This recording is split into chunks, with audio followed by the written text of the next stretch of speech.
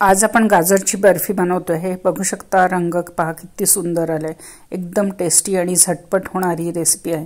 ही बर्फी बरेच दिवस चांगली राहते आणि ही करण्याची सोपी पद्धत मी तुम्हाला सांगणार आहे, बऱ्याचशा टिप्स देणार आहे। आता बर्फी बघू शकता किती छान सेट झालेली आहे। त्याचा आकार पहा, त्याचा रंग पहा किती सुंदर आहे, टेक्स्चर पहा किती छान आहे आणि बाहेरनं कडक आणि आतनं सॉफ्ट अशी ही बर्फी करण्याची सोपी पद्धत मी तुम्हाला सांगणार आहे। तेव्हा व्हिडिओ शेवटपर्यंत नक्की बघा।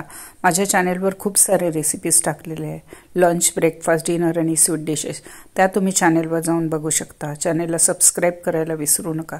चला तर सुरू करूया रेसिपीला। आज आपण गाजरची बर्फी बनवतोय। त्याच्यासाठी आपण अर्धा किलो गाजर घेतलेलं आहे आणि हे स्वच्छ धुवून घेऊन त्याला छिलून घेतलेलं आहे आणि त्याचे समोरचे आणि मागचे दोन्ही साइडचे टोकं काढून घेतलेले आपण। आता या गाजराचे आपण छोटे छोटे तुकडे करून घेतोय चाकूने। बघू शकता कशा प्रकारे कट करत आहे। आता अशा प्रकारे आपण बाकी पण सगळे गाजर कट करून घेतोय। सगळे गाजर आपण कट करून घेतलेले आहे छोटे छोटे तुकडे करून आणि आता याला आपण मिक्सर मधनं जाडसर वाटून घेतो आहे। आता एक मिक्सरचं भांडं घेतले आहे, त्याच्यामध्ये गाजरचा अर्धा पोर्शन गाजरचा टाकून घेतलेले, अर्ध नंतर वाटणार आहे आपण।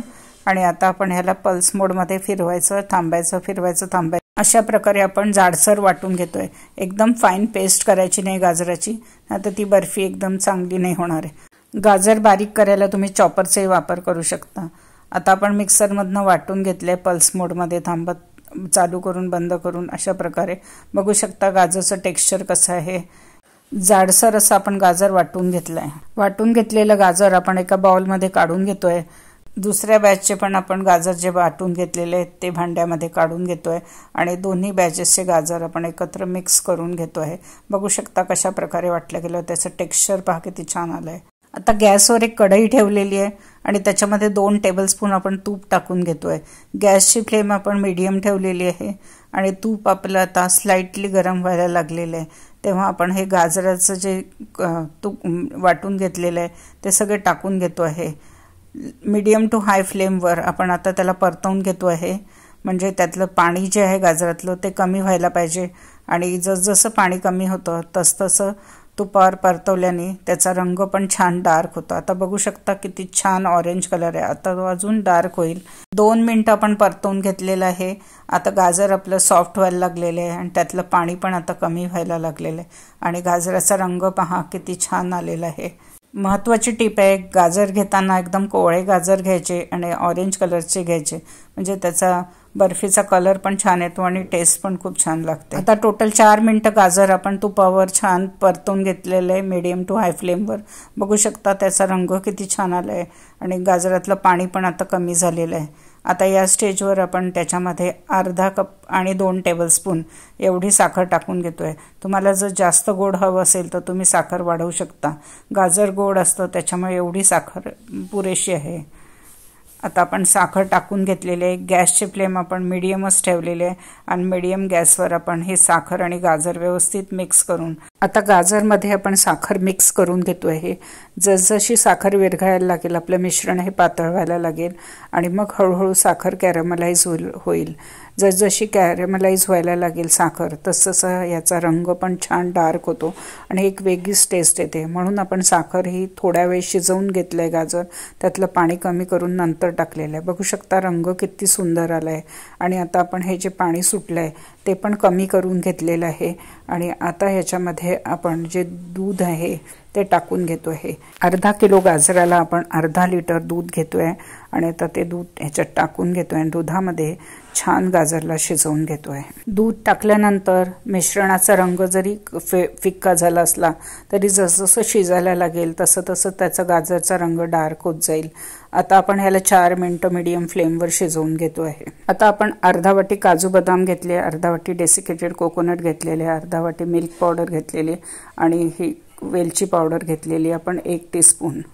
आता एका मिक्सरच्या भांड्यामध्ये काजू आणि बदाम जे अर्धा वाटी घेतलेले आहे ते आपण टाकून घेतोय आणि त्याची जाडसर अशी पावडर करून घेते। बघू शकता कशा प्रकारे दाणेदार केलेला आपण वाटलेले काजू बदाम आपण एका बाउलमध्ये काढून घेतोय। आता एक मोठं भांडं घेतलं आहे, त्याच्यामध्ये आपण वाटलेलं काजू आणि बदामची पावडर जाडसर ती टाकून घेतो आहे. डेसिकेटेड कोकोनट अर्धा वाटी आपण ते टाकून घेतो आहे. डेसिकेटेड कोकोनटची खूप छान टेस्ट येते गाजरच्या बर्फीमध्ये.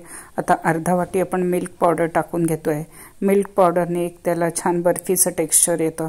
आणि आता आपण वेलची पावडर आहे ती 1 चम्मच टाकून घेतो आहे. जाडसर कुटून घेतलेली आहे आणि सगळं साहित्य आता आपण मिक्स करून घेतो आहे. वडी थापायला आपण एक ताट घेतलं आहे, त्याच्यात थोडंसं तूप टाकून त्याला छान तुपाला सगळे ताटावर लावून घेतो आहे. आता गाजर आपण मीडियम फ्लेमवर 4 मिनिटं दुधामध्ये शिजवून घेतलेलं आहे. बघू शकता त्याचा रंग कसा आला आहे, टेक्स्चर कसं आलेलं आहे. आता आपण जे ड्राय फ्रूट्स, मिल्क पावडर आणि डेसिकेटेड कोकोनट मिक्स करून घेतलं होतं ते सगळं याच्यामध्ये टाकून घेतो आहे. आणि आता त्याला मीडियम फ्लेमवर छान शिजवून घेतो आहे. मिक्स करून घेतो आहे आधी. आणि जसजसं शिजत जाईल हे तसतसं ते घट्ट होत जाईल. आपल्याला वडी थापायची आहे, त्याच्यामुळे आपण त्याला घट्ट असं शिजवून घेतो आहे. मीडियम फ्लेमवरच शिजवणार आहे आपण आणि सतत परतत राहायचं, खाली लागायला नको म्हणून. 3 मिनिटं छान शिजवून घेतलेलं आहे. बघू शकता आता किती घट्ट झालं आहे, पण अजून बर्फी सेट होईल इतकं घट्ट झालेलं नाही. तेव्हा आपण त्याला अजून काही मिनिटं शिजवून घेतोय म्हणजे त्याचा गोळा होईल. आता 1 टेबलस्पून आपण तूप टाकून घेतोय याच्यामध्ये आणि तूप व्यवस्थित मिक्स करून घेतोय. तुपाने बर्फीला आपली छान शाईन येईल. 2 मिनिटं शिजवून घेतलेलं आहे आपण. आता चमच्यातनं टाकून बघतो आहे, हळूहळू पडत आहे म्हणजे अजून त्याच्यात मॉइश्चर आहे आणि अजून आपल्याला त्याला घट्ट करायला लागणार. अजून 1-2 मिनिटं तरी आपण त्याला शिजवून घेतोय.